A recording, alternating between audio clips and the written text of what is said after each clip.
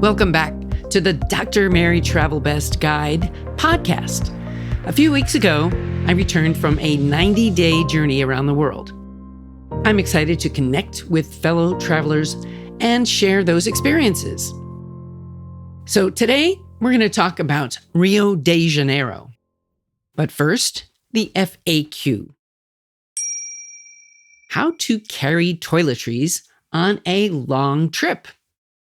For traveling solo, especially on a longer trip, toiletries can become the heaviest, messiest, and most annoying part of your trip. I use cubes, just packing cubes, like for my other travel items. So before you toss everything into a cube or other parts of your luggage, ask yourself, do I really need this much? Will this leak at 35,000 feet? Can I replace it at my destination? I'm going to give you 4 smart, confidence-building tips for carrying toiletries on a long trip. Travel size everything. That sounds sensible until you realize that tiny bottles run out quickly on a 3-week trip. So instead, decant only essential into quality, leak-proof silicone bottles and label them clearly. Just bring enough for 7 to 10 days if you can restock abroad. A question to ask yourself, are you packing for just in case or for reality? Most destinations, even smaller cities, sell basic toiletries. So go solid when possible. Liquids create stress at airport security and risk leaks in warm climates. So try shampoo bars, conditioner bars, bar soap instead of body wash, solid deodorant. And these won't go against your TSA liquid limits, and you won't spill in your suitcase. Plus, they're lighter weight and longer lasting. And on humid or hot trips like in Rio, liquids expand, solids don't. So here's a second tip. Organize for night arrivals.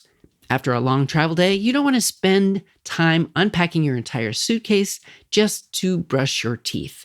So use a hanging toiletry bag with clear compartments and a first night essentials pouch with your toothbrush, face wash, and medications. Bathrooms may be tiny, so hooks help. Counters are rare. A bag that hangs becomes your portable vanity. And now number 3, respect skin changes. Like long flights and altitude and new climates, your skin behaves differently now than it did when you were younger. So prioritize. Use a richer moisturizer and SPF every single day. Lip balm, small hydrating mist for flights are always good. And then do what makes you feel refreshed. And what is that? The 4th thing is a practical packing formula. And this is for longer trips, 2 to 4 weeks. Try to have these things: face care, hair care, minimal makeup, medications, and 1 comfort item, like a favorite scent. And now, the 60-second confidence challenge. This is a confidence challenge that is about packing toiletries. And as you move through the 5 steps to solo travel, from easy to more challenging, you're going to have some chances to improve your packing, especially with toiletries.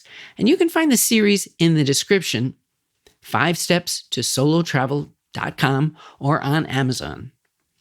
Now, let's talk about Rio de Janeiro. This is part 2 of 2, mostly about my trip. It is a step 5 destination. And June was the month I was there. It felt like stepping into a living postcard. But honestly, postcards don't show early alarms, bus decisions, moments of doubt that come with solo travel. That's where the real story lives. So on day 1, I went straight to Christ the Redeemer. I wanted to see what it was all about. Some travelers might wait, but I don't. When you're traveling solo, momentum matters. So I chose the van ride instead of the train. It was more practical. It was more efficient. There was less waiting.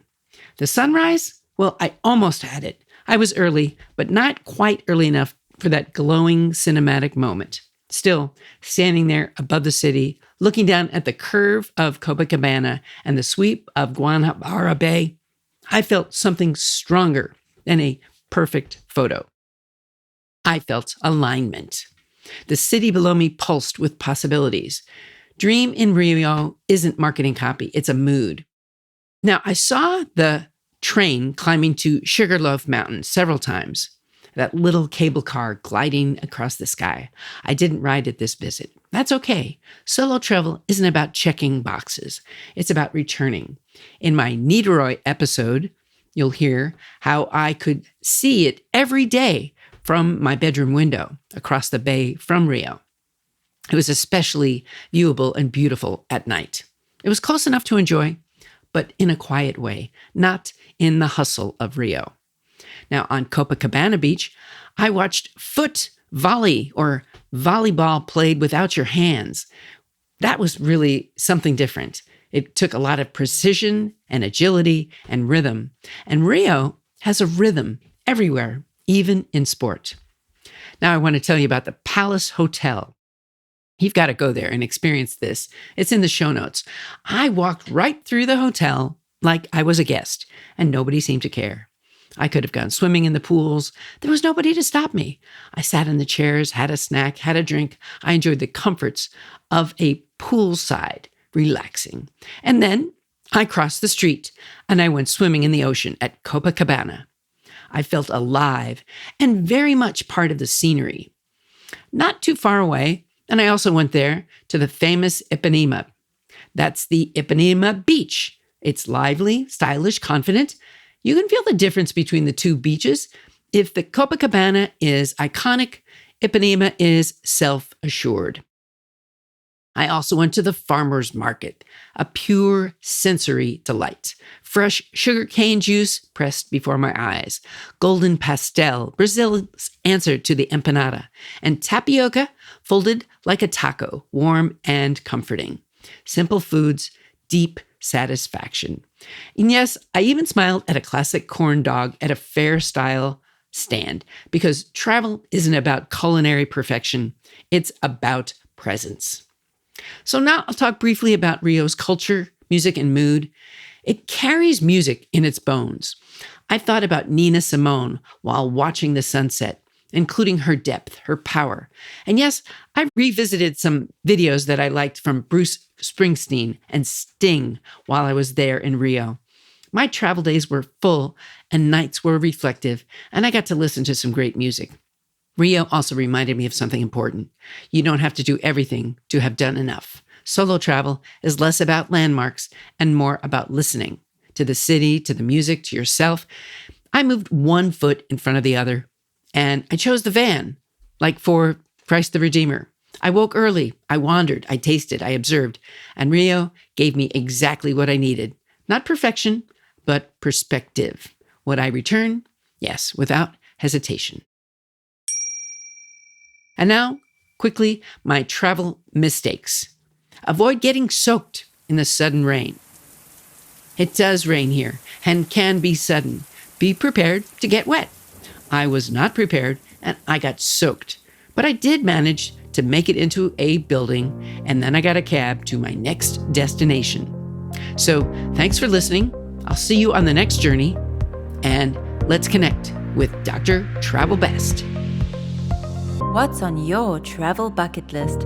Tell the doctor and her team of women who travel the world seeking the very best.